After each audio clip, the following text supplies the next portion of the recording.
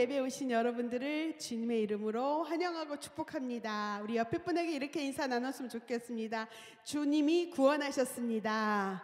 주님이 여러분들을 구원하셨습니다. 아멘. 이 시간 우리를 구원하신 그 하나님께 영광의 박수를 올려드리고 찬양으로 나아갑시다. 아멘.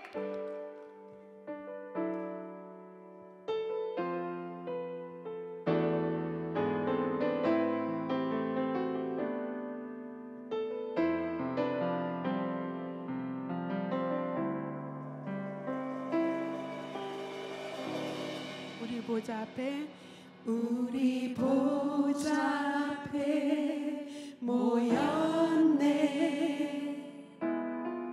함께 주를 찬양하며 하나님의 사랑 그 아들 주셨네. 그의 피로 우리 구원받았네.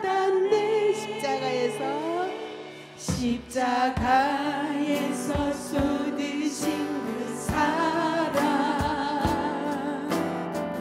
강같이 온 땅에 흘러 각 나라와 족속 백성 방언에서 구원받고 주 경배드리네.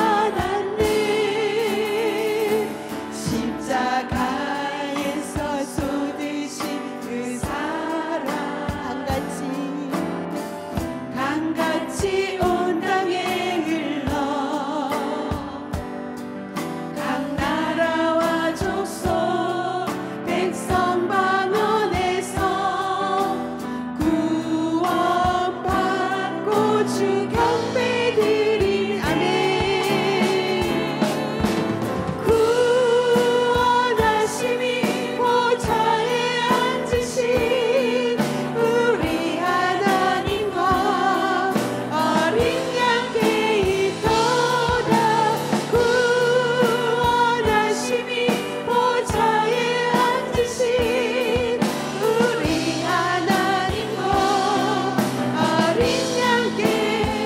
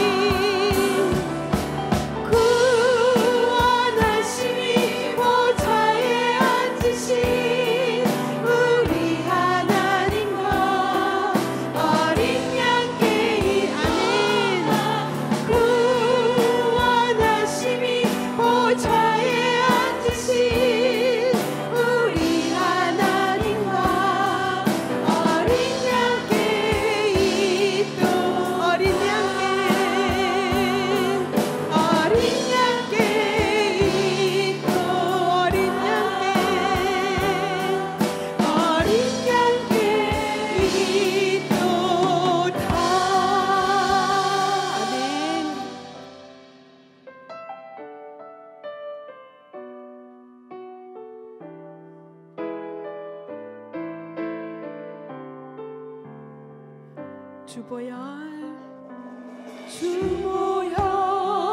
날 정결케 하고 주보혈 날 자유케 하니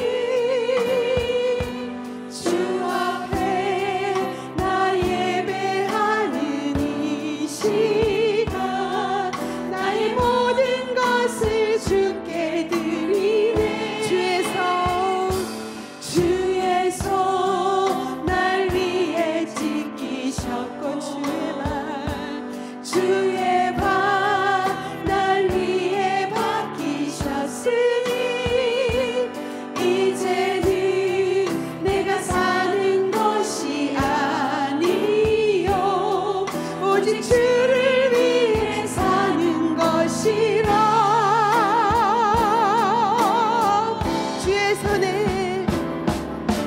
주의 손에 나의 손을 포개고 또 주의 발에 나의 발을 포개어 나 주와 함께 죽고 또 주와 함께 살리라 영원토록 주 위에 살리라 주의 손에 나의 손을 포개고 또 주의 발에 나의 발을 포개어 나 주와 함께 죽고 또 주와 함께 살리라 영원토록 주 위에 살리라 주의 손에 나의 손을 포개고 또 주의 발에 나의 발을 포개어 나 주와 함께 죽고 또 주와 함께 살리라 영원토록 주 위에 살리 주의 손에 나의 손을 포개고 또 주의 발에 나의 발을 포개어 나 주와 함께 죽고 또 주와 함께 살리라 영원토록 주 위에 살리라 주 위에 살리라 아멘. 여러분들의 고백이 우리 신앙의 고백이 되기를 간절히 소망합니다. 아멘.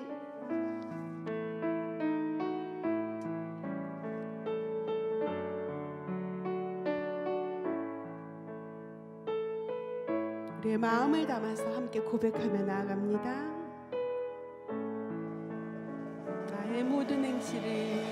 나의 모든 행실을 주여 기억 마시고 바른 길로 인도하소서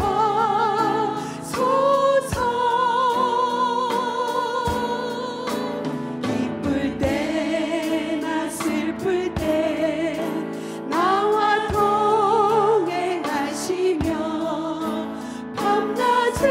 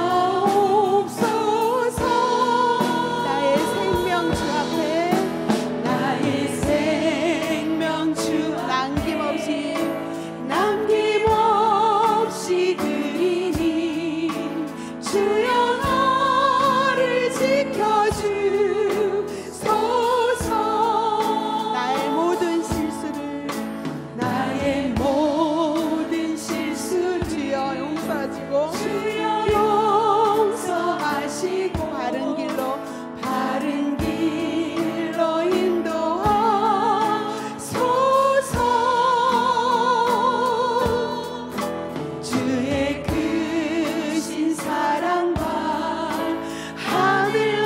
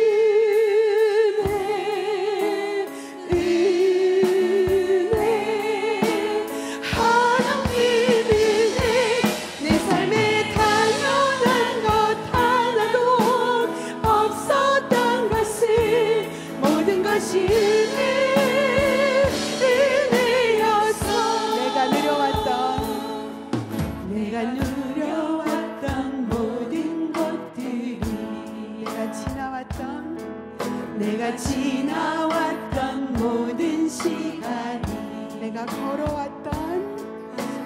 걸어왔던 모든 순간이 당연한 것 아니라 은혜였소. 아침 해가 뜨고 저녁에 노을, 봄의 꽃향기와 가을의 열매, 변하는 계절의 모든 순간이 당연한 것 아니라 은혜여. 모든 것이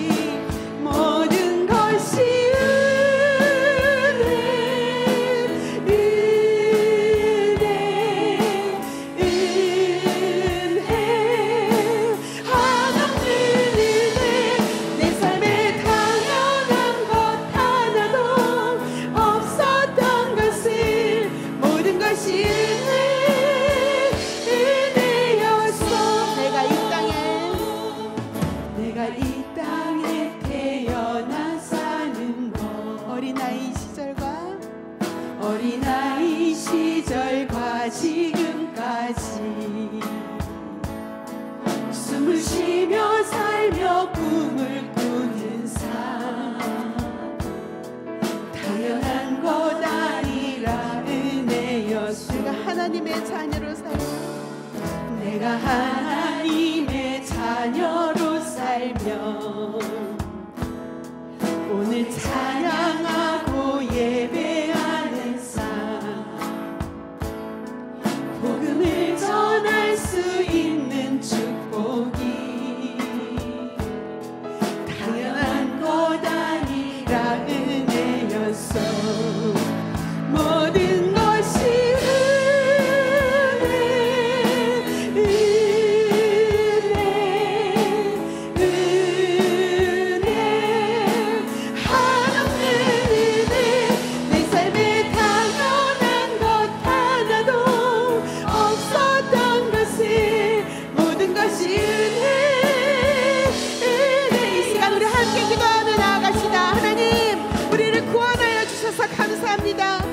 오늘 이 하루도 하나님 용서하게 하시고 강건하게 하시고 평강을 주시고 우리와 동행하여 주시옵소서. 하나님 특별히 오늘 기도합니다. 하나님 우리나라에 산불이 번지고 있습니다.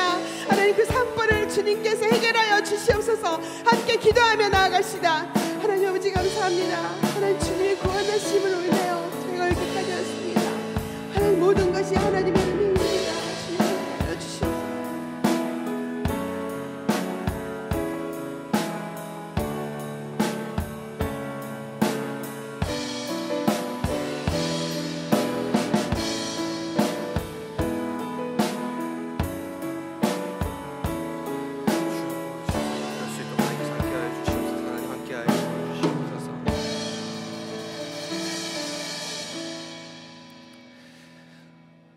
사랑이신 하나님, 2박 3일 동안의 부흥회를 통해서 저희들을 은혜받게 하시고 하나님께서 우리들에게 새로운 마음과 모든 것이 은혜였다는 것을 결단하게 하시니 감사합니다. 오늘 우리는 또 지난 일주일처럼 수요일이 되어서 이 자리에 나왔습니다. 하지만 또 그 일주일 사이에 정말 이 나라에 많은 일이 있었습니다. 어떤 곳은 불이 꺼지지 않아 고통 가운데 있고, 어떤 곳은 또 정치적인 이야기들로, 어떤 곳은 아픈 이야기들로, 하나님 그 아픔 가운데서 우리는 또한 평안한 일상을 누리고 있습니다. 주님, 일상이 깨어져 버린 그곳 가운데 하나님 치유의 역사를 허락하여 주시옵소서. 이 시간 우리가 있는 이 자리가 당연한 것이 아니라 하나님의 은혜 가운데 서 있는 자리임을 기억하게 하시고, 이 시간 우리가 함께 모여 말씀을 듣고 다시 은혜를 나눌 때 그 하나님의 은혜를 기억하며 우리의 마지막 순간을 생각하며 하나님 앞에 겸손하게 나아가는 이 시간 될 수 있도록 도와주시옵소서. 목장을 이끌어가는 귀한 목자분들이 이 자리에 함께 모였습니다. 그 목자의 마음으로 목원들을 돌보고 함께하는 것이 여간 어려운 일이 아니지만 그러함에도 최선을 다해 섬겨주고 계시는 그 마음들을 주님 아시오니 주여 함께하여 주시고, 이 시간 말씀을 듣고 나눌 때 또 이 말씀이 그 목장으로 흘러갈 때 하나님의 크신 은혜 가운데 함께하여 주시옵소서. 감사드리며 예수님의 이름으로 기도드립니다. 아멘. 오늘 우리에게 주시는 하나님의 말씀은 누가복음 23장 32절에서 43절까지의 말씀입니다. 다 함께 일어나셔서 하나님의 말씀을 경청하시겠습니다. 또 다른 두 행악자도 사형을 받게 되어 예수와 함께 끌려가니라. 해골이라 하는 곳에 이르러 거기서 예수를 십자가에 못 박고 두 행악자도 그렇게 하니 하나는 우편에 하나는 좌편에 있더라. 이에 예수께서 이르시되 아버지 저들을 사하여 주옵소서 자기들이 하는 것을 알지 못함이니이다 하시더라. 그들이 그의 옷을 나눠 제비 뽑을새 백성은 서서 구경하는데 관리들은 비웃어 이르되 저가 남을 구원하였으니 만일 하나님이 택하신 자 그리스도이면 자신도 구원할지어다 하고 군인들도 희롱하면서 나와 신 포도주를 주며 이르되 내가 만일 유대인의 왕이면 내가 너를 구원하라 하더라. 그의 위에 이는 유대인의 왕이라 쓴 패가 있더라. 달린 행악자 중 하나는 비방하여 이르되 내가 그리스도가 아니냐 너와 우리를 구원하라 하되 하나는 그 사람을 꾸짖어 이르되 내가 동일한 정죄를 받고서도 하나님을 두려워하지 아니하느냐 우리는 우리가 행한 일에 상당한 보응을 받는 것이니 이에 당연하거니와 이 사람이 행한 것은 옳지 않은 것이 없느니라 하고 이르되 예수여 당신의 나라에 임하실 때에 나를 기억하소서 하니 예수께서 이르시되 내가 진실로 내게 이르노니 오늘 내가 나와 함께 낙원에 있으리라 하시니라. 이것은 하나님의 말씀입니다. 아멘. 다 함께 자리에 앉으셔서 담임 목사님의 설교 말씀을 영상으로 보겠습니다. 여러분에게 인생이란 무엇인가 이런 질문을 이렇게 던져보면 쉽게 대답할 분이 없을 것 같습니다. 그래서 시를 하나 인용해 드리겠습니다. 민병도 시인의 삶이란 그런 시가 있습니다. 짧은데 우리에게 시사하는 바가 많습니다. 풀꽃에게 삶을 물었다. 흔들리는 일이라고 했다. 물에게 삶을 물었다. 흐르는 일이라고 했다. 산에게 삶을 물었다. 견디는 일이라 했다. 참 대답하기 어렵죠. 무엇이든지 10년쯤 하면 전문가라 그러고 한 30년쯤 하면 달인이라고 얘기를 하는데 인생은 죽을 때까지 60년, 70년, 80년을 살아도 인생이 무엇인지 알고 사는 사람도 없고 그리고 어떻게 살아야 잘 살아야 되는지 알지 못하는 것이 바로 인생인 것 같습니다. 19세기 실존주의 철학자 케르케고르는 이런 얘기했습니다. 인생이란 불안이란 기차를 타고 절망이라는 터널을 지나서 죽음이라는 종착역에 이르는 실존이다. 그렇게 대답했습니다. 오늘 본문의 누가는 오늘 본문을 통해서 예수님의 십자가 좌편에 있는 그 강도와 그 상황을 통해서 인생에 대해서 우리에게 묘사해 주는 바가 있습니다. 인생이란 인간이 죄로 인해서 고통당하는 시간이며 희망 없이 살다가 결국은 죽음을 맞이하는 존재라는 것을 보여주고 있습니다. 그런데 한 가지 동시에 보여주고 있는 또 하나의 모습은 그럼에도 불구하고 인간은 마지막 순간에 구원받는 이 강도를 통해서 어떤 절망 가운데서도 구원을 선택할 수 있는 존재라는 것도 보여주고 있습니다. 오늘 본문에 나타난 두 강도 중 한 사람은 구원을 받고 한 사람은 죄값으로 죽을 수밖에 없었습니다. 그렇다면 십자가에 달린 구원받은 한 강도는 어떻게 해서 구원을 받게 되었는지 우리가 함께 살펴보시면서 나의 구원이 어떻게 이루어졌는지 구원받은 백성은 어떻게 살아야 되는지 결단하고 또 깨닫는 그런 시간 되기를 바랍니다. 자, 이 강도의 구원이 있기 위해서 첫 번째는 예수님의 기도를 그는 들었습니다. 들었다는 것이 단순히 귀로만 듣는 것이 아니라 마음으로 들었다는 얘기입니다. 34절 보니까 이런 말씀이 있습니다. 이에 예수께서 이르시되 아버지 저들을 사하여 주옵소서 자기들이 하는 것을 알지 못함이니이다 하시더라. 십자가에서 예수님이 6시간을 달려 있으면서 7마디 말을 하셨어요. 그래서 가상칠언이라 그러죠. 근데 그 중에 3마디는 기도였습니다. 오늘 이 본문에 나오는 것처럼 아버지 저들의 죄를 사하여 주옵소서 하는 용서의 기도, 나의 하나님 어찌하여 나를 버리셨나이까 하는 절규의 기도, 아버지 내 영혼을 아버지 손에 부탁하나이다 하는 영혼을 맡기는 그런 기도였습니다. 사복음서 중에 누가복음은 특히 예수님의 기도하는 모습을 굉장히 많이 조명하고 있습니다.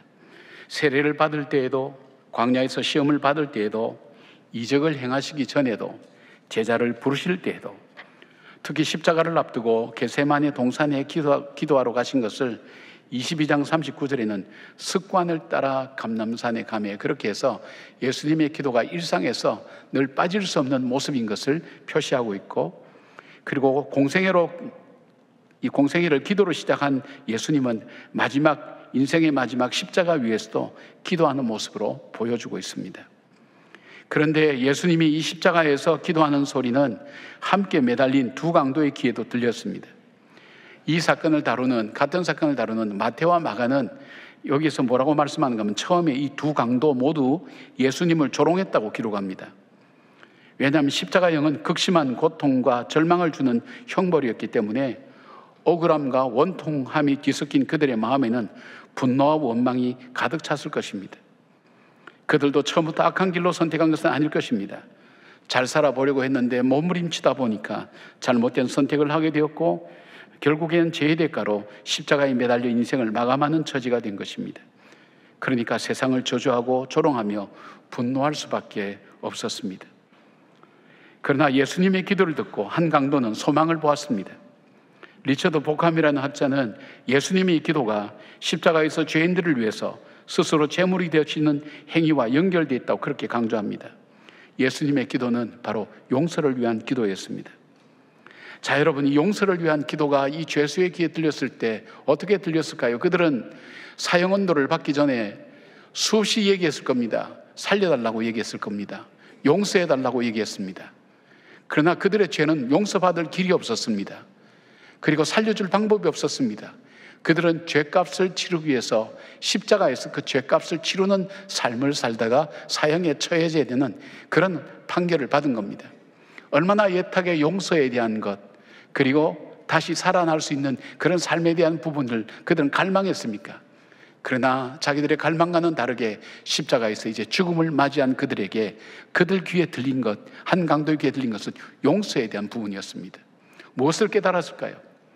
나는 내 죄값을 치르기 위해서 이 십자가에서 죽어간다. 아니, 내 죄값을 치른다는 것도 있지만은 더 중요한 것은 자기들 속에 그런 원망이 있을까요? 잘못된 세상을 만나서 정말 이 참 망할 세상 때문에 내 인생을 망쳤구나 생각하면서 원망하면서 죽어갔을 것입니다. 그런데도 불구하고 내 인생은 이것이 마지막이 아니라 내 인생에 용서받을 수 있는 길이 있다고, 그것이 한 죄수의 마음속에 찾아왔습니다. 바로 용서를 위한 그런 기도였습니다. 지금 이 죄수들은 자기들의 죄값을 치르기 위해서 십자가에서 심판을 받아서 죽는 사람들입니다. 그들에게는 법으로나 율법으로 용서가 되지 않았습니다. 그래서 죽음으로 그 대가를 치르고 있었습니다. 그런데 그들에게 바로 이 죄에 대한 용서가 그의 가슴을 파고들었습니다. 나 같은 죄인도 용서받을 수 있다는 그런 기회가 있다는 것을 그는 깨달았습니다. 그래서 이 장면은 십자가를 통해서 전혀 희망이 없는 죄인까지도 구원하시는, 용서하시는 하나님의 능력을 보여주고 있습니다. 누가는 사도행전 7장에서 순교당하는 스데반의 기도를 통해서 초대교회를 세운 위대한 사람 사도 바울의 회심을 암시하는 사건을 기록하고 있습니다. 사도행전 7장 54절부터 60절까지는 스데반이 마지막 돌에 맞아 순교하면서 죽어갈 때에 그 사건을 기록하고 있는데 59절 60절에 이렇게 말씀합니다. 그들이 돌로 스데반을 치니 스데반이 부르짖어 이르되 주 예수여 내 영혼을 받으시옵소서 하고 무릎 꿇고 크게 불러 이르되 주여 이 죄를 그들에게 돌리지 마옵소서 이 말을 하고 자니라고 그렇게 말씀합니다. 그런데 58절에 아주 중요한 내용을 기록합니다. 성 밖으로 내치고 돌로 칠세 증인들이 옷을 벗어 사울이라 하는 청년의 발 앞에 두니라.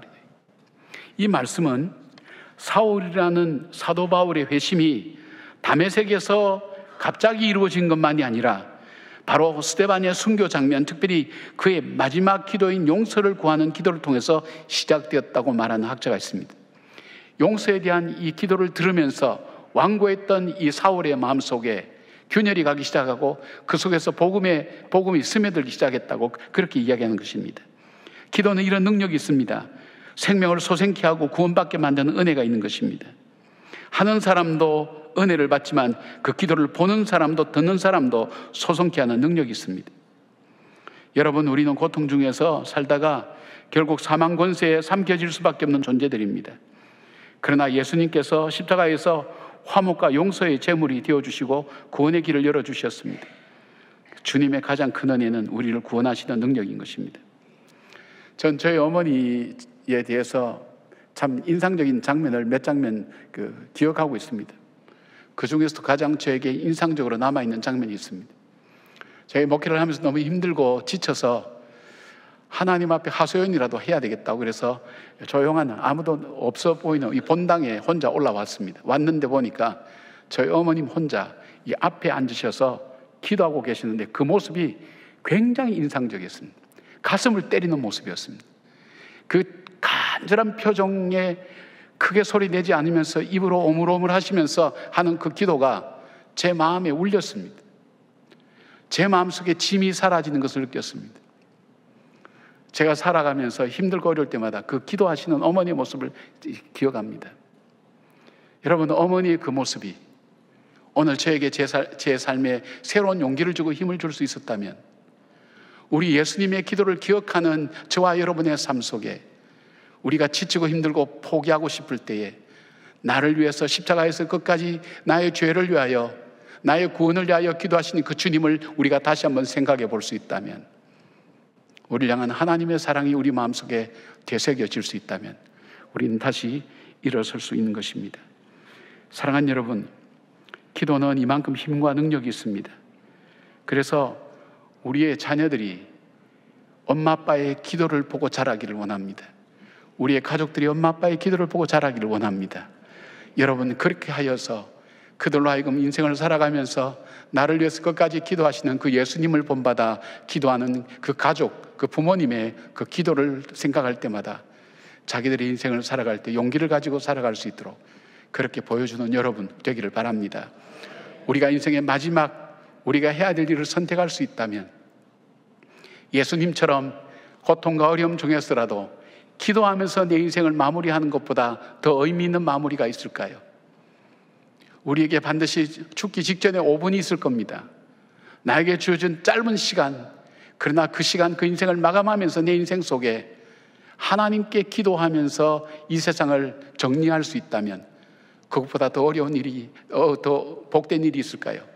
그리고 그 기도가 그 기도를 보는 사람에게, 그 기도를 듣는 사람에게 구원의 역사를 일으키는 것을 우리는 경험하게 될 것입니다.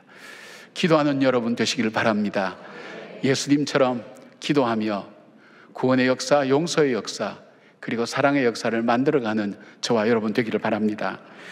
두 번째로 이 강도가 구원받을 수 있었던 것은 바로 한 강도의 바른 신앙 고백이 있었습니다. 40절에서 41절 이렇게 되어 있습니다. 하나는 그 사람을 꾸짖어 이르되 내가 동일한 정죄를 받고서도 하나님을 두려워하지 아니하느냐? 우리는 우리가 행한 일에 상당한 보응을 받는 것이니 이에 당연하거니와 이 사람이 행한 것은 옳지 않은 것이 없느니라 하고, 두 사람의 강도 중 한 사람은 당신이 그리스도면 나와 우리를 구원하라고 조롱하는 대신에 나머지 한 강도는 예수 그리스도를 향한 바른 신앙 고백이 있었습니다. 여러분, 바른 신앙 고백에는 두 가지 요소가 반드시 포함되어야 된다고 말씀드렸습니다. 하나는 믿음의 대상을 알아야 됩니다. 믿음의 대상이 누군지, 내가 믿는 대상이 누군지 믿음의 대상을 알아야 됩니다. 또 하나 있다면 믿음의 내용을 알아야 됩니다. 내가 무엇을 믿고 있는지. 그것이 될 때에 믿음이라는 것, 신앙 고백이라는 게 성립됩니다. 그런데 이보다 더 큰 전제가 있습니다. 이 고백이 나오기 전까지 있어야 될 전제가 있다면 바로 회개입니다. 회개라는 것은 우리가 내 잘못한 것을, 무엇을 잘못했고 이렇게 따지면 어떤 경우는 회개 기도하다가 회개할 내용이 별로 없어요. 내가 잘 살아온 것 같은 그런 느낌 들 때가 있어요. 그런 사람이 회개할 리는 없죠. 또 이런 신앙 고백이 절박하게 와닿을 리는 없죠. 근데 자기 자신을 바라볼 때에 자신의 죄를 인정하는 겁니다. 회개의 첫 번째 시작은 나의 죄를 인정하는 것입니다. 오늘 구원받은 강도가 자기들이 십자가에 달린 것은 행한 일에 대한 죄값을 치르는 것, 바로 그것이 자기는 십자가에 마땅히 죽을 만한 존재라는 것을 받아들이는 겁니다. 내 죄는 십자가에 마땅히 죽을 만한 죄인이라는 것을 자기가 받아들이는 겁니다. 내가 죄인이라는 것을 인정하는 것입니다. 그리고 자기들에게는 정말 소망이 없고 죽음만이 자기가 기다리고 있는 유일한 것이라는 그 절망이 그 마음속에 찾아옵니다. 절망하는 겁니다. 무엇에 대해 절망하는 겁니까? 나 자신에 대해서 절망하는 겁니다. 나에게는 더 이상 희망이 없습니다. 내 삶엔 더 이상 희망 없습니다. 그걸 고백하는 겁니다. 누구한테요? 하나님께 고백합니다. 하나님, 나의 삶은 죄인의 삶이었습니다. 죄를 지어서 죄인이 아니라 죄인이기 때문에 죄를 지을 수밖에 없는 존재입니다. 나는 죄인입니다. 그리고 죄인인 나에게는 소망이 없습니다. 나는 나에 대해서 파산선고합니다. 난 나에 대해서 마지막입니다. 그리고 더 이상 희망은 없습니다. 그 고백. 잠언 28장 13절에 보니까 이런 말씀이 있습니다. 자기의 죄를 숨기는 자는 형통하지 못하나 죄를 자복하고 버리는 자는 불쌍히 여김을 받으리라고 말씀합니다. 참된 회개는 죄를 인정하는 데서 멈추지 않고 그 죄를 버리고 하나님께 나가는 것입니다. 구원이 바로 예수 그리스도에 있음을 고백하는 것입니다. 예수님이 나의 구세주며 나의 선지자입니다. 나의 제사장입니다. 나의 왕입니다라는 것을 고백하는 겁니다. 이 구원이 나의 행위와 노력에 있지 않고 전적으로 하나님 은혜로 주어지는 일방적인 선물이라는 것을 믿고 받아들이는 것입니다. 여러분, 십자가에서 구원받은 이 강도가 한 일이 뭐가 있습니까? 할 수도 없었지만 그가 한 일은 아무것도 없습니다. 그가 한 일이 있다면 한 가지였습니다. 자기의 죄를 인정했습니다. 그리고 그 소망이 예수 그리스도의 십자가에 있다는 것, 예수님의 그 사랑에 있다는 것, 예수님의 그 은혜에 있다는 것, 그것을 고백했습니다. 그것밖에는 구원받은 일을 한 것이 없습니다. 그러기에 사도 바울은 이 구원을 이렇게 표현합니다. 에베소서 2장 8절에 너희는 그 은혜에 의하여 믿음으로 말미암아 구원을 받았으니 이것이 너희에게서 난 것이 아니요 하나님의 선물이라고 그렇게 고백합니다. 여기서 믿음은 무엇입니까? 예수 그리스도의 십자가의 사랑과 용서를 자기의 것으로 받아들이는 것입니다. 이 믿음을 의로 여겨서 구원해 주시는 것입니다. 사랑하는 여러분, 두 강도가 있습니다. 똑같이 세상을 원망하고 분노합니다. 슬프기도 하고 서럽기도 합니다. 한 번밖에 없는 인생이 이렇게 비참하게 끝나다니 절망도 합니다. 그런데 한 강도는 죄값으로 영원한 형벌을 받습니다. 다른 한 강도는 구원을 받습니다. 구원받은 강도는 아무것도 한 일이 없습니다. 그가 한 것은 자신이 마땅히 십자가에 달려 죄값을 치러야 될 죄인이라는 것을 인정하는 것입니다. 그리고 자기가 살 길은 바로 예수님의 십자가를 붙드는 것임을 믿었습니다. 그 십자가를 붙을 때에 주님께서는 그 믿음을 의로 여겨서 구원해 주셨습니다. 이것이 종교개혁의 핵심이기도 합니다. 마르틴 루터는 독일에 수도사면서 신학자로 활동하면서 구원을 얻기 위해서 처절한 고행과 수행을 했지만 그는 여전히 자신의 죄에 대한 두려움과 하나님의 심판의 불안을 떨칠 수가 없었습니다. 그런데 그가 로마서를 읽으면서 로마서 1장 11절에 오직 의인은 믿음으로 말미암아 살리라는 말씀을 묵상하면서 인간의 구원은 나의 선행이나 노력에서 오는 것이 아니라 오직 예수 그리스도를 믿는 믿음에서 온다는 것을 깨닫게 되었습니다. 그래서 그는 이것을 붙들었습니다. 오직 믿음, 오직 은혜, 오직 성경을 강조하면서 종교개혁을 시작했던 것입니다. 사랑하는 여러분, 우리가 사순절을 지나면서 우리가 해야 될 기도와 더불어서 우리의 고백이 있다면, 신앙 고백이 있다면 우리가 믿는, 우리가 고백하는 신앙 고백을 다시 한번 되새기는 것입니다. 하나님 맞습니다. 나에게는 희망이 없습니다. 나이는 죄값을 치르고 살 수밖에 없는 죄인입니다. 그러나 그러기에 내가 내 스스로를 구원할 수 없고 구원받을 수 있는 길이 없기에 구원자 되시는 그 예수님을 의지합니다. 예수님의 십자가 보혈을 통해서 내 죄가 사해졌음을 믿습니다. 내가 용서받았음을 믿습니다. 그 믿음을 다시 붙드는 겁니다. 언제 한 번만 하고 고백 끝나는 것입니까? 아닙니다. 매 순간순간 주님 앞에 이 고백을 드리는 것입니다. 이 고백을 드리는 사람 마음속에 찾아오는 것이 무엇입니까? 은혜입니다. 은혜. 하나님 맞습니다. 이 믿음으로 말미암아 하나님 주신 그 은혜로 인하여 제가 다시 살아났습니다. 그 속에서 다시 찾아오는 게 뭘까요? 감사합니다. 사순절은 어느 때보다도 우리 속에 내 영혼에 대한 깊은 감사가 주님 앞에 많이 드려져야 됩니다. 하나님 앞에 감사의 마음을 어떻게 표현하시겠습니까? 이 십자가가 나만의 십자가가 아니라 정말 이 땅에서 절망하고 좌절하고 있는 모든 사람들에게 함께 나누어져야 될 구원의 소식 되는 것을 우리는 이 말씀을 통해서 알 수 있습니다. 나의 외침이, 이 구원의 외침이 다른 사람 귀에 들리고 우리 가족들 귀에 들려서 이 신앙 고백과 더불어서 구원받는 사람의 숫자가 여러분을 통해서 온 세상에 한 사람 두 사람 풍성하게 넘쳐나기를 주의 이름으로 축복합니다. 세 번째, 이 강도가 구원받은 또 하나의 이유가 있다면 하나님 나라를 사모했습니다. 42절 43절에 이르되 예수여 당신의 나라에 임하실 때에 나를 기억하소서 하니 예수께서 이르시되 내가 진실로 진실로 내게 이르노니 내가 오늘 나와 함께 낙원에 있으리라 하시니라. 여러분, 구원받은 강도는 예수님을 비록 이 땅에서는 십자가에 달려 돌아가시는 분이지만 하나님 나라의 왕이 되실 것을 그는 믿었습니다. 그래서 그는 하나님 나라를 사모하고 바라보았습니다. 하나님 나라의 예수님이 왕 되심을 믿었습니다. 그래서 자기는 죄인이면서 아무 공로 없지만 주의 나라 임하실 때에 자신을 기억해 달라고 강구했습니다. 비록 이 땅에서 자신의 인생에 자기가 왕으로 살면서 내 마음대로 살고 내 뜻대로 살다가 그 마지막이 실패와 죽음으로 끝나지만은 주께서 다스리는 그 나라에서는, 주님이 통치하시는 그 나라에서는 이 세상에서 볼 수 없는 의와 일학과 화평이 그 나라에 있음을 믿는 것입니다. 나는 의롭게 살 수 없지만 내가 예수 그리스도를 믿고 성령의 인도하심을 따라서 살아갈 때 내 속에 하나님의 의가 이루어지고 화평과 희락이 넘치는 것을 믿는 겁니다.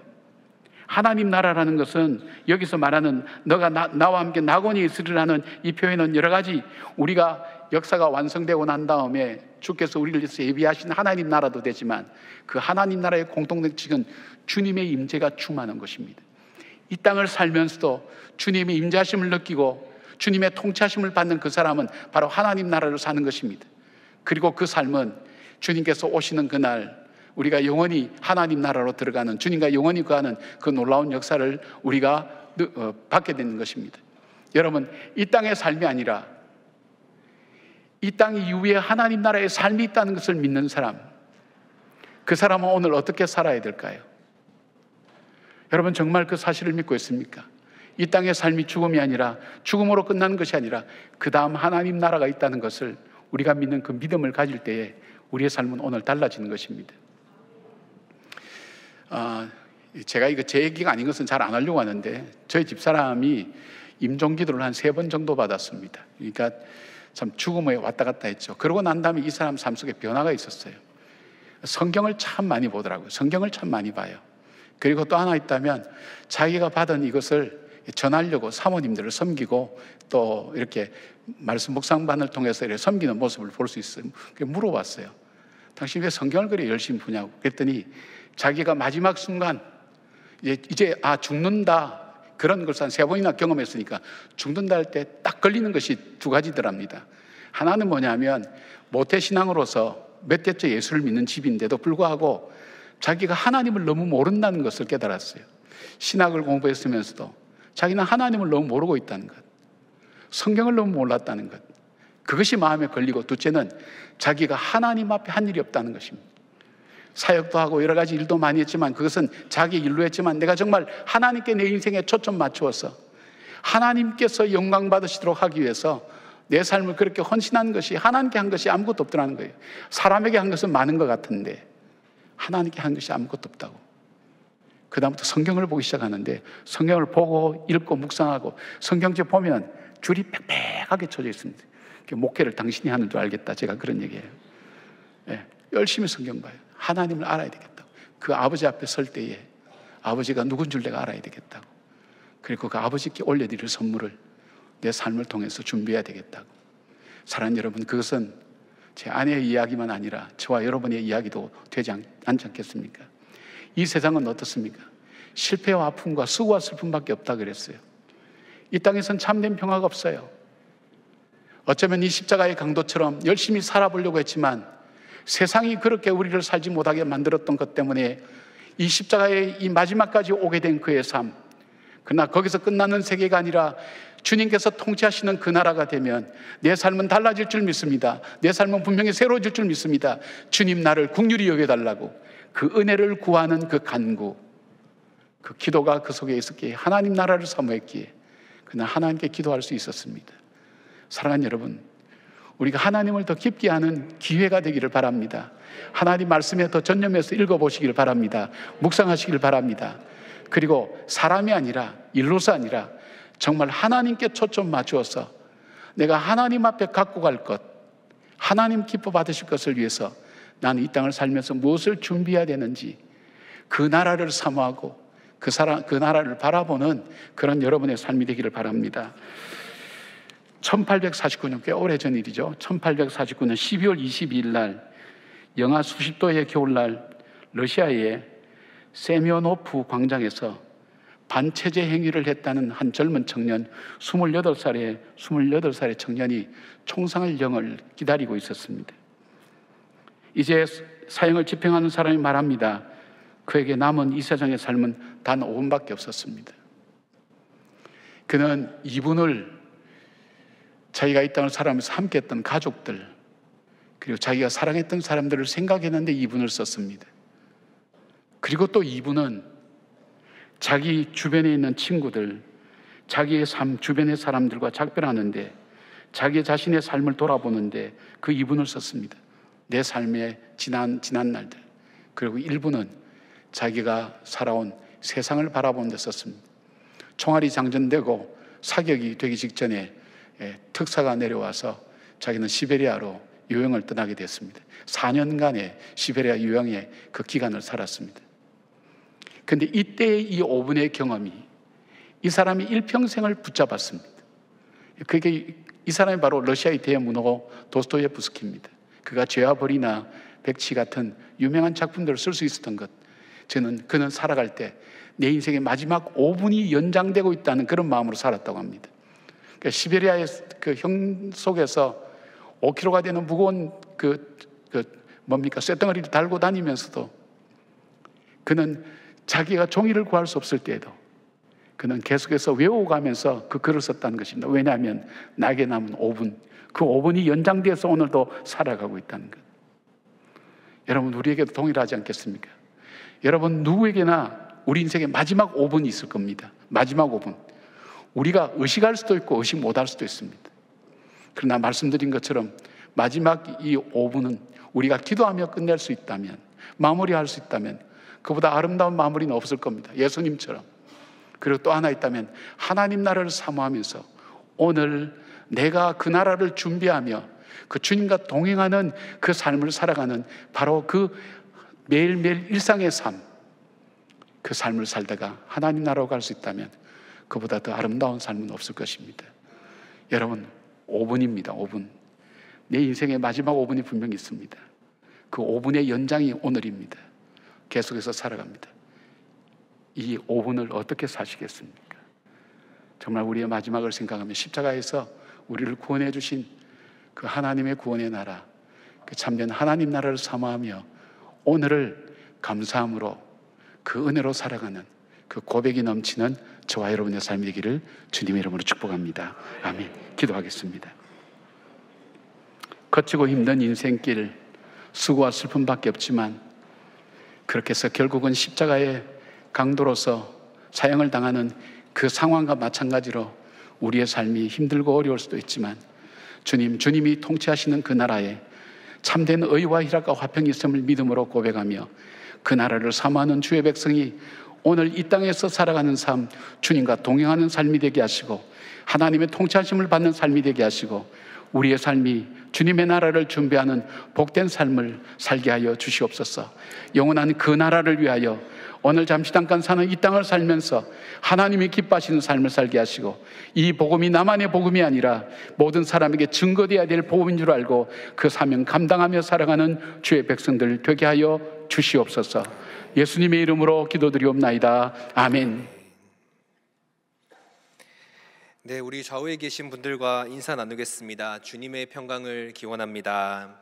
주님의 평강을 기원합니다. 주님의 평강을 기원합니다. 네, 감사합니다. 나눔지를 봐주시면 되겠습니다. 나눔지를 보시면 아이스 브레이크가 있습니다. 아이스 브레이크가 이제 우리가 지난 설교에 들었던 마지막 이야기였고 또 가장 어찌 보면 핵심되는 그런 메시지였는데 내 인생의 마지막 5분을 나는 어떻게 쓸까요?를 나눠봐 주시면 좋겠습니다. 그 5분에 대한 이야기가 굉장히 인상이 깊었습니다. 그래서 저도 한번 생각해 봤습니다. 5분이면 얼마일까? 찬양 한 곡도 부르면 5분 뭐 금방 지나가고요. 그 이제 여기 계신 권사님들은 안 계실 수도 있겠지만 이제 가끔씩 1만 번 기도, 저희 1시간씩 하는 기도라든가 아니면 집에서 내가 뭐 몇 시부터 몇 시까지 기도해야지, 혹은 새벽 기도를 나오셨다가 오늘은 내가 한 6시 반까지 기도를 해야지 하고 기도를 시작하면은 눈이 딱 떠지는 순간이 있는데, 그때 이렇게 5분이 남았을 때 시간이 굉장히 안 갑니다. 갑자기 그때까지는 잘 하다가 이제 시간이 딱 남으면 5분이면은 또 이상하게 이렇게 5분이 잘 안 가더라고요. 그러니까 5분이 되게 짧기도 하고 또 엄청 길기도 한 그런 시간입니다. 그래서 마지막 5분이라면 뭘 할까 이제 생각을 해봤습니다. 오늘 지금 말씀을 들으면서 전혀 다른 생각을 했는데, 제가 처음 이제 5분에 대해 생각했을 때는 아내한테 고맙다고 해야겠다. 그 다음에 친한 사람들한테 연락해가지고 고맙다고 해야겠다. 이제 뭐 이런 생각을 했고, 만약에 자녀가 있다면 다 필요 없고 예수를 잘 믿어야 된다 할 것 같습니다. 그리고 추 목사님한테 전화를 해가지고 저 내일 출근 못한다고 얘기를 해야 될 것 같고요. 그러니까 막 일로 생각하니까 할 일만 주주주주주 나오더라고요. 그래서 이게 아니겠다 이렇게 생각을 했는데, 제가 한 번 더 이렇게 생각을 해보니까, 제가 얼마 전에 그 신혼마을 한 지체의 그 장례식 지체의 할머니의 장례식장을 갔습니다. 할머니의 장례식장, 할머니께서 연세가 90, 99, 98, 아무튼 굉장히 오래 사신 분이었습니다. 보통 이제 그 믿는 분들 장례식장을 가면은 이렇게 성경책이 앞에 펴져 있는 경우가 많은데, 그 필사하셨던 성경책이 펴져 있는 겁니다. 거기서 전 은혜를 다 받았습니다. 세상에, 그 이제 가장 최근에 쓰신 필사책이라고 합니다. 연세가 98세시면은 잘 보이지도 않으셨을 거고 쓰기도 굉장히 힘드셨을 텐데, 그렇게 한 땀 한 땀 적어 두셨던 성경책이 그 한 사람의 마지막에 펴져 있고, 그걸 보면서 만약에 제가 마지막 5분이 있다면 1분 정도는 마지막에 내가 주님 앞에 들고 갈 말씀이 뭘까 찾으면 좋겠다, 그런 생각이 들었습니다. 그래서 이제 같이 나눠보실 때 5분 동안 뭘 하면 좋을지 나눠보시면 좋겠고, 그 질문을 하면서 우리들의 삶을 좀 진지하게 돌아보는 그런 시간이 되면 좋겠습니다. 그 다음에 이제 성경 읽기로 넘어갑니다. 성경 읽기 누가복음 23장 32절에서 43절까지 같이 이렇게 말씀을 읽어주시고, 말씀 나눔과 적용이 대지별로 한 개씩 이렇게 있습니다. 첫 번째 보시면은, 예수님께서 읊조리셨던 용서의 기도는 마지막 순간까지 한 영혼이 구원받게 했습니다. 내가 어떻게 신앙생활을 시작하게 되었는지 생각해보고 나의 신앙생활을 위해 가장 많이 기도해 주셨던 분에 대해서 나눠봅시다. 그리고 나는 한 영혼을 위해서 어떤 기도를 하고 있는지 나눠봅시다 라는 질문입니다. 모태신앙부터 지금까지 단 한 번도 나는 뭐 하나님 속 썩인 적이 없다 하시는 분들도 계실지 모르겠지만, 저 같은 경우는 굉장히 속을 많이 썩였던 사람입니다. 그래서 저를 위해서, 저의 믿음을 위해서 기도해 주셨던 그런 저의 청년 때의 리더들, 그리고 담당 목사님, 뭐 그런 분들이 계셨기 때문에 제가 여기 있지, 안 그랬었으면 진작에 어디 다른 데 있었을 것이다, 이제 이런 생각을 하게 됩니다. 예수님께서 해주셨던 그 기도를 자신이 했던 것도 아니고 듣는 것만으로도 그렇게 누군가의 삶이 변화되었던 것처럼, 우리들의 삶도 누군가의 기도를 먹고 지금까지 오게 되었다는 것을 우리가 고백하지 않을 수 없습니다. 그래서 먼저 우리들에게 가장 많은 기도를 해주셨던 분이 누굴까를 한번 생각해 보면 좋겠습니다. 특히 지금 현재 여기 계신 분들은 다 목자분이시지만 언젠가 목원이셨을 때가 있었겠죠. 그 목원이셨을 때 나를 위해 기도해 주셨던 목자분, 그리고 해주셨던 목사님, 뭐 이런 분들을 생각해 보셨으면 좋겠고, 그 다음에 나는 그러면 누군가에게 어떤 기도를 하는가도 같이 돌아보면 좋겠습니다. 그렇게 돌아보게 될 때 우리가 조금 더 기도해야겠다, 내가 참 기도의 은혜를 많이 받고 지금 여기까지 있구나를 생각해 볼 수 있으면 좋겠습니다. 네, 그 다음에 두 번째 나눔을 보시면요, 예수님께 드리는 바른 신앙 고백은 우리의 본질이 진노의 자녀임을 인정하는 것입니다. 예수님께서는 그런 정직한 고백을 들으시고 용서해 주십니다. 가장 최근에 했던 진실된 회개가 무엇이었는지 나눠보고 그 일이 너무 오래되지 않았는지 돌아봅시다. 아까 목사님 말씀에도 나왔듯이 이제 회개라는 것은 언젠가 한번 딱 하고 끝나는 것이 아니라, 우리들이 하나님의 빛 앞에 제대로 노출되게 되면 자연스럽게 여전히 나의 본질이 변하지 않았구나라는 사실에 절망하는 것이고, 그래서 다시 하나님 앞에 겸손하게 나아가는 것이 회개다라는 것입니다. 그런데 이제 그 회개의 순간이 언젠가를 한번 생각해 보는 겁니다. 언제실까요? 내가 하나님 앞에 그런 이렇게 나 진짜 잘못해서 막 회개하는 것도 있겠지만 그런 나의 잘못된 죄된 본질 때문에 누군가에게 또한 상처를 주고 말로, 눈으로, 행동으로 그렇게 상처를 주었던 것 때문에 또 회개하게 되는 그러한 진실된 회개가 가장 최근이 언제였는지를 한번 돌아보는 질문입니다. 그래서 혹시 너무 그 최근이 너무 오래되었다면 한번 또 우리가 돌아보면서 내가 요즘 하나님 앞에 제대로 나아가고 있는 게 맞는가?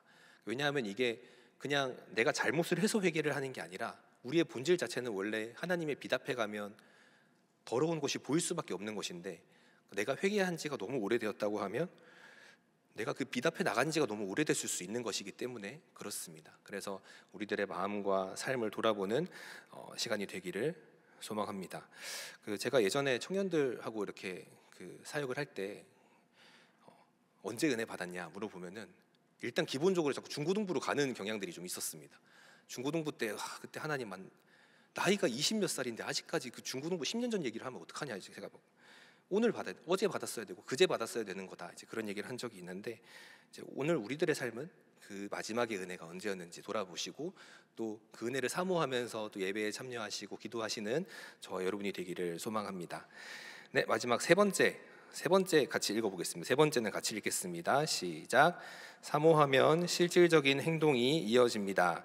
우리가 하나님 나라를 사모하는 것도 마찬가지여서 하나님 나라를 사모하면 말씀에 대한 묵상과 통독을 하게 됩니다. 최근 나의 성경 읽기 생활에 대해 돌아보고 말씀을 조금 더 읽기를 결단해 봅시다. 네, 마지막에 사모님 예화에서도 나왔지만 누군가를 사모하게 되면 가장 먼저 벌어지는 일이 그 누군가 때문에 나의 시간과 삶을 쓰기 시작하더라는 겁니다. 근데 누군가를 사모했던 적이 좀 아무래도 조금 이제 좀 지나신 일일 것 같아서 그러니까 드라마를 사모하게 되면은 이렇게 아낌없이 시간을 쓰시는 것들을 보게 됩니다. 요즘 최근에 유행하는 폭삭 소가수다 그것도 그렇고요. 그러니까 아무튼 좋아하시는 드라마가 생기면은 그 시간을 사모하면서 기다리고 본방사수를 위해서 우리가 마음을 지키고 시간을 지키는 것을 보게 되는데 하나님 나라를 사모하는 것 또한 그 하나님 나라를 사모하게 되면은 그 하나님 나라에 대해서 이야기하시는 말씀을 보기 위해서 듣기 위해서 시간과 삶을 지키게 되더라는 것입니다. 그런데 이렇게 두 가지를 비교해 봤을 때 회개가 되더라는 거죠. 나는 그 일에는 그렇게 마음과 시간을 지키면서 하나님 나라에 대해서 알아가는 것에 대해 마음과 시간을 지키는가. 그래서 최근 어떻게 성경 읽고 계세요? 또 사순절이잖아요. 또 이런 것들 물어보시면서 말씀을 조금 더 읽어봅시다. 이제 이 기간 동안에는 뭐 잘 못 읽으셨으면은 성경 일독 쭉 같이 열심히 합시다. 이런 얘기들 나눠주시고 또 이제 하시는 분들은 큐티도 같이 하시고 이렇게 하시면 좋을 것 같습니다. 이렇게 세 가지를 같이 나눠주시면은 우리들이 목장 모임이 잘 진행이 될 것 같습니다. 이렇게 세 가지 잘 나눠주시고요. 광고 드리겠습니다. 광고 3월의 말씀 같이 읽어보겠습니다. 3월의 말씀 시작. 여호와는 은혜로우시며 긍휼이 많으시며 노하기를 더디하시며 인자하심이 크시도다. 아멘. 네, 이렇게 항상 광고 모임 하실 때도 3월의 말씀을 함께 매월의 말씀을 읽어주시면 좋겠습니다. 광고 말씀드리겠습니다. 4월 13일 주일 저녁 예배 시에 세례 입교가 있습니다. 그래서 기도해 주시고 세례 입교는 딱 인생에 한 번이니까 그 한 번 있는 시간을 잘 축하를 해주시면 좋겠습니다. 그 다음에 고난주간 특세가 4월 14일 월요일부터 19일 토요일까지 진행되게 됩니다. 담임 목사님께서 섬겨주시고 그 마을별로 찬양대 섬김이 있습니다. 그래서 1마을은 월요일에, 2마을은 화요일에, 3마을은 수요일에, 4마을은 목요일에, 5마을은 금요일에, 신혼과 부부는 토요일에 특세 찬양대로 섬기게 되니까 잘 모여주시고 오라고 독려해 주셔서 또 그 은혜의 자리에 함께 참여하도록 해주시면 좋겠습니다. 기쁨 나눔 상자는 부활 주일까지인 거 확인해 주시고요. 그 다음에 교육훈련 관련된 광고들도 아마 마을별로 다 나갈 텐데 잘 확인해 주셔서 진행을 해주시면 좋겠습니다. 시간이 없습니다. 이제 그 교육훈련을 받기에는 분명히 우리 삶이 너무 바쁘고 힘들고 해서 시간이 없는데 내년이 올해보다 한가해질 가능성은 별로 없습니다. 우리 삶을 돌아보시면 계속 더 바쁘고 또 지나 보면 또 더 바빴고 계속 바빠지기 때문에 한가해지면 시간이 있으면 하겠습니다 했을 땐 절대 시간이 안 나더라고요. 그러니까 시간을 내셔서 해주시길 결단하기를 소망합니다. 네, 이제 마을별로 장소로 이동해 주셔서 모임을 하시도록 하겠습니다.